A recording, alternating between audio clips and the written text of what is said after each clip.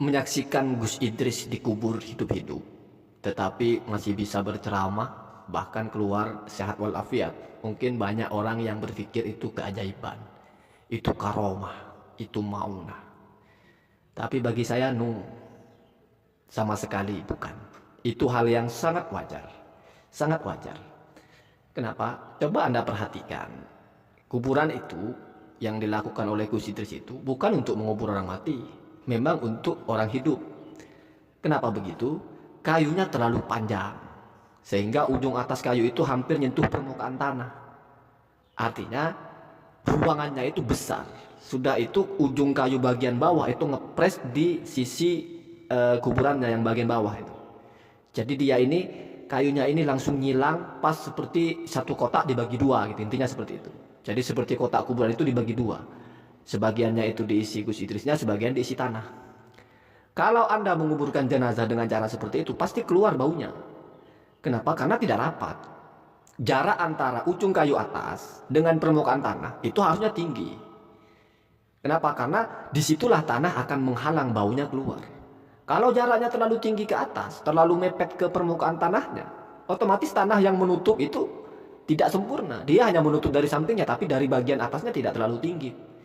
Coba Anda perhatikan yang asli yang di sebelah itu, yang sebelah yang kayunya pendek-pendek. Nah itu kalau nguburin seperti itu.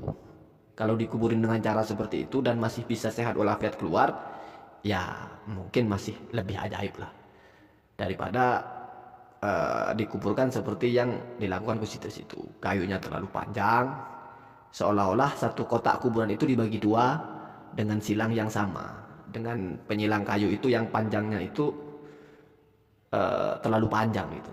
Jadi ketika dimiringkan masih sangat lega itu. Padahal kalau dalam penelitian orang terkubur dalam peti mati saja masih bisa hidup 1 jam 2 jam kalau dia normal, artinya tidak punya penyakit paru-paru dan dia tidak tertekan atau depresi. Kalau seperti itu kan tidak mungkin tertekan dan depresi. Kenapa? Karena sudah dengan penuh kesadaran, bukan terjebak gitu. Kalau terjebak kan lain lagi. Peti mati itu kan rapat sekali dan ditimbun tanah sebegitu tingginya, itu masih bisa ada kemungkinan, masih sangat mungkin orang tidak langsung mati, tidak langsung habis nafas. Kenapa? Karena sudah menjadi fitrahnya.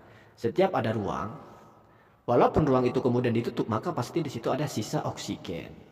Sisa oksigen itu sesuai dengan volumenya.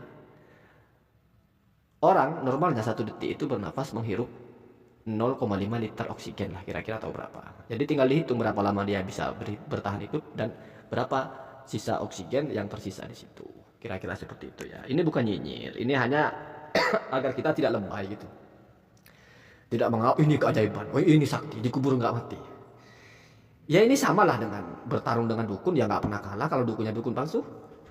Cuma dibayar untuk pura-pura hap hup, ya nggak mungkin kalah. Terus di mana ajaibnya?